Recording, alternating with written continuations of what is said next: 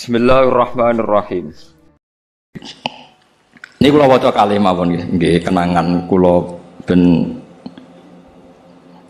dadi nggih kenangan kula napa makalah sanggeng napa hikam ya. Nggih kula waca Arabe mawon engko napa. Nggih bismillahirrahmanirrahim.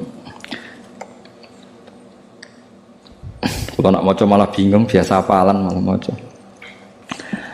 Jadi piyambake ngendikan mana aka antatta iya male salaka mimalil makhlukin afayubihu laka antatta iya wasfahu wa rabbul alamin. Di Allah ngelarang jenengan mengaku barang yang miliknya orang lain, apalagi ngaku-ngaku hak sing milike Allah Subhanahu wa taala. Sehingga kita tidak boleh misalnya maksud noti yang wong iku mesti celaka, nyelakano orang itu hak sinten? Hak ya Allah. Kowe ora usah GR sok ben mesti bener, iso wae saiki bener sok ben salah.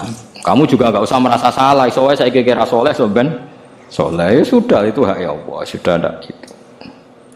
Terus ngendikane beliau ini, ilahi kulama akhrosoni lu'mi antokoni karomuka. Gusti ketika saya didiamkan oleh kesalahan-kesalahan saya, antokoni karomuka, maka saya digerakkan oleh sifat lomane jenengan. Itu perasaannya hikam. Misalnya sampean ngerasa dosamu akeh terus rawani ndonga.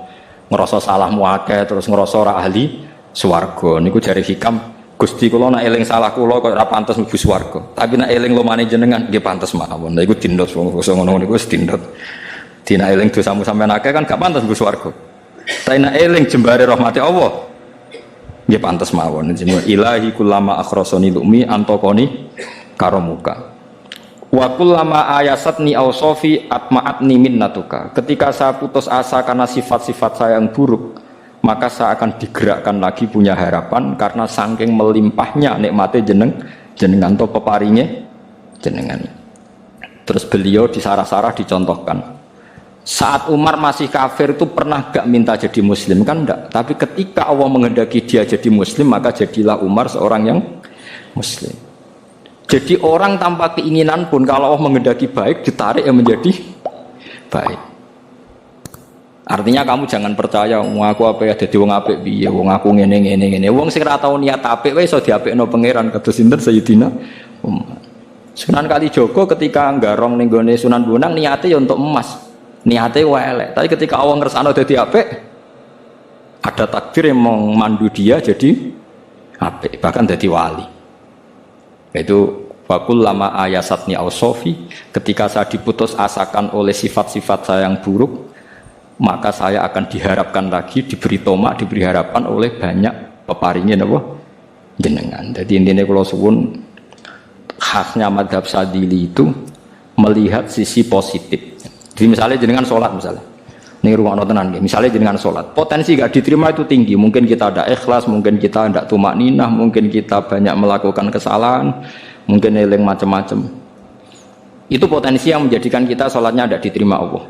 Tapi cara madhab Sadilah berpikir gitu itu tidak boleh. Kamu harus ingat bahwa sujud ini luar biasa. Banyak orang yang nggak diberi anugerah sujud. Orang bertahun-tahun, berpuluh-puluh tahun hidup kafir tidak pernah sujud. Kamu sekarang ditakdir mau sujud. Jadi mestinya kena sholat bersolat subuh matur nuwun Gusti tadi saya sujud sama jenengan, matur nuwun Gusti tadi saya rukuk sama jenengan. Gak usah mikir buat ditampa ora, ijo eling terus. Nanti setelah zuhur ya begitu. Eling terus tadi ditakdir sujud, ditakdir rukuk, ditakdir sholat. Sehingga madhab Sadiliyah itu sampai mengatakan begini. Orang yang beribadah meskipun sedikit dan yakin bahwa itu peparingnya Allah, minnah dari Allah, itu lebih baik ketimbang ibadah banyak plus merasa kurang.